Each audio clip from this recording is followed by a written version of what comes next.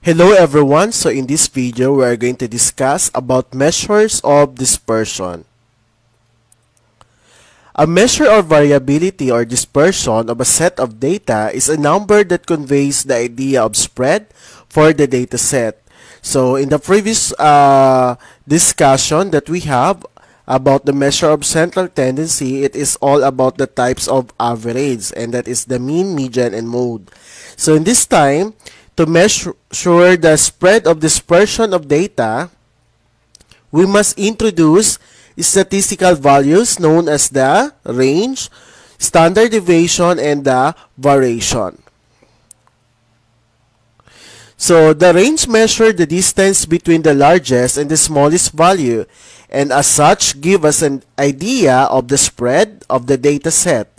However, the range does not use the concept of deviation. It is affected by outliers but does not consider all values in the data set. Thus, it is not a very useful measure of variability. So we're going how to find the value of range, that is, get the highest value and subtract get the lowest value and subtract from the highest value, or highest value minus the lowest value. So for example, we have the machine. This is a soda dispense using the two machine. We're going to find the range of the numbers of ounces dispensed by machine 1 and machine 2. So in machine 1, so as you can see, the greatest value is 10.07 and the lower value here is 5.85. So 10.07 minus 5.85, so the value of our range is 4.22 ounces. And for machine number 2, so get the highest value, and that is 8.03, and okay, the this value here is 7.95, and then subtract 8.02 minus 7.95, and that is 0.08 ounces. So next is the variance. So the variance for a given data set is the square of the standard deviation of the data. So to compute the variance of the population, we're going to use this formula. So this is sigma squared is equal to the summation of the quantity of x minus we can read this as mu squared over n. Okay. To compute the variance of the sample, we're going to use this symbol s squared, the small letter s, is equal to the summation of x, or the quantity of x minus mu squared, all over n minus 1. And for standard deviation, this is a measure of how spread out numbers are. So its symbol is this, the Greek letter sigma. So for getting the standard deviation of the population, we are going to use this formula, or simply get the square root of your variance. Standard deviation of the sample, okay, we are using this. Wala na tayong square dito, only small letter s. Or simply you get the square root of the formula for the variance of the sample. So for example, so determine the mean of n numbers. Okay, this is the procedures for computing standard deviation. Okay, first, determine the mean of the n numbers. Second, for each number, calculate the deviation, or the difference between the number and the mean of the numbers. Third, calculate the square of each deviation and find the sum of the square deviation. Fourth, if the data is a population, then divide the sum by n. If the data is a sample, then divide the sum by n minus 1. And lastly, find the square root of this quotient in step number 4.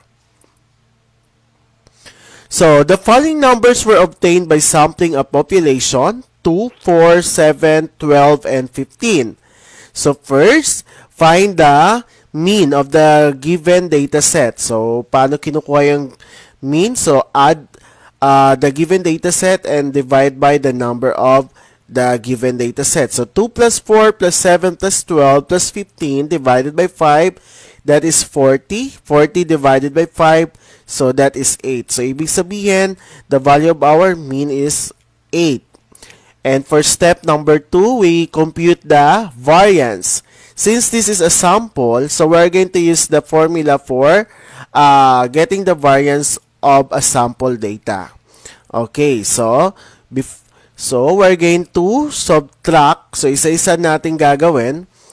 So yung bawat given, so start tayo sa 2, isusubtract natin sa nakuha nating mean. And then squared. Plus, yung kasunod ulit, 4 minus 8 squared. Plus, yung pangatlo, 7 minus 8 squared. Plus, yung pang-apat, 12 minus 8 squared. Plus, 15 minus 8 squared. All over. So, since this is n minus 1, substitute natin yung number, that is 5.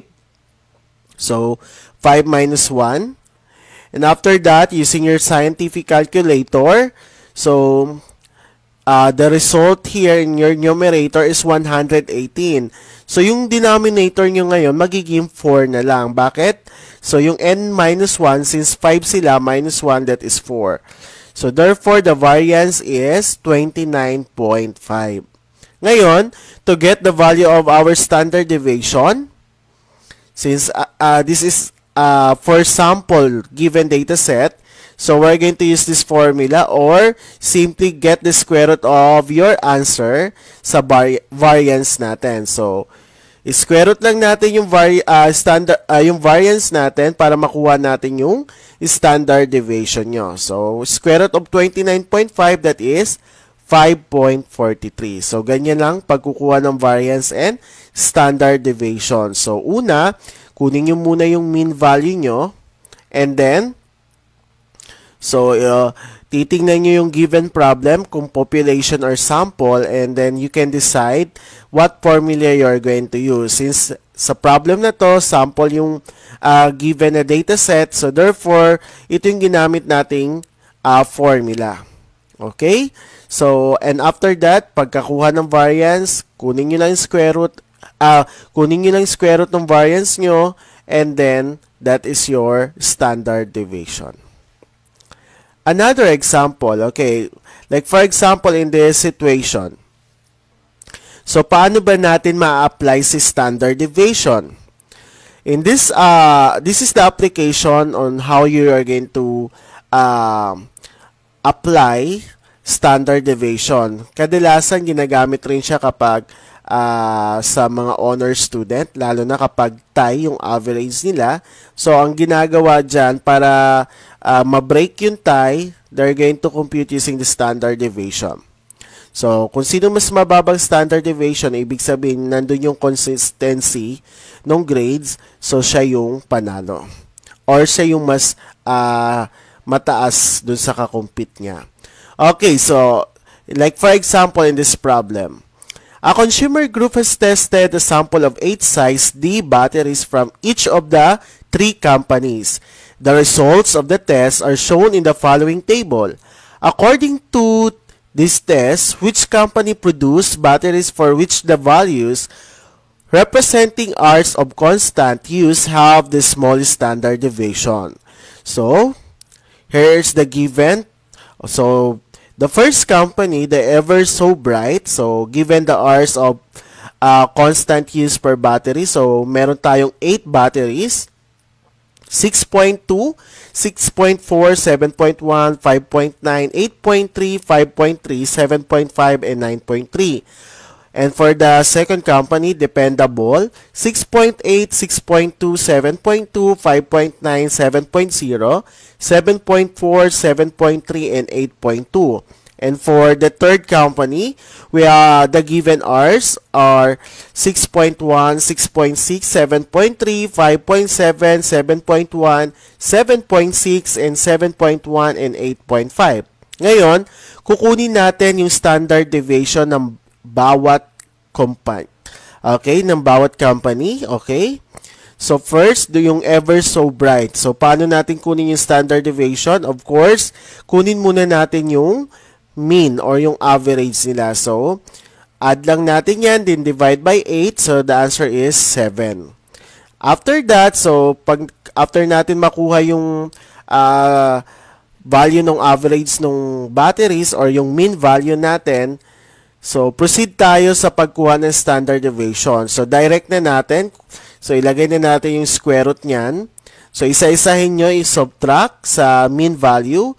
So, 6.2 minus 7 squared plus 6.4 minus 7 squared plus hanggang sa makarating kayo sa dulo na 9.3 minus 7 squared all over 7. So, bakit 7 na lang to? Since this is sample, so bawasan natin 8 minus 1 kaya 7. So, after that, pwede kayo gumamit ng calculator nyo. So, makukuha nyo dyan is 12.34. And then, square root of 12.34 divided by 7, that is 1.33 hours. So, sa unang company natin, yung Ever So Bright, so the standard deviation is 1.33 hours. Next. Sa pangalawang company naman, yung Dependable, so same process, add nyo lang, add muna natin para makuha natin yung average or yung mean value natin, divide by 8, so the mean value is 7. So, same dun sa unang company. And after that, okay, substitute natin para makuha natin yung standard deviation nito. So, 6.8 minus 7 squared hanggang sa dun sa dulo, 8.2 minus 7 squared divided by 7. So, using your calculator, that is 3.62 over 7. Get the square root, that is 0.72 hours. Okay, so sa pangalawang company natin, 0.72 hours tayo. Okay, sa pangatlo. Okay, sa pangatlong company, so again, so same yung mean value nila. So, add and divide by 8. Then, substitute natin sa formula natin. So, from the start, minus natin dun sa mean value. So, 6.1 minus 7 squared plus hanggang dun sa dulo, yung 8.5 minus 7 squared. So, that is 5.38 divided by 7. Okay, that is 0.88 hours. So, you can check the answer using your scientific calculator. Okay, after that, so, ikukumpara natin. So, sa Ever So Bright, yung standard deviation natin is 1.33 hours. And then sa Dependable naman, that is 0.72 hours. And then dun sa pangatlo, 0.88. So, kung sino yung may pinakamababang standard deviation, so ibig sabihin, the batteries from Dependable have the smallest standard deviation. So, according to this result, the Dependable company produced the most consistent batteries with regards to life expectancy under constant use. Okay? So, that is an application of standard deviation.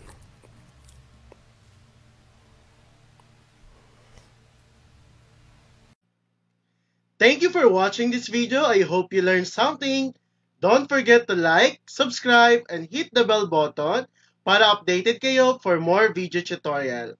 This is your guide in learning your math lesson, your Wow Math channel.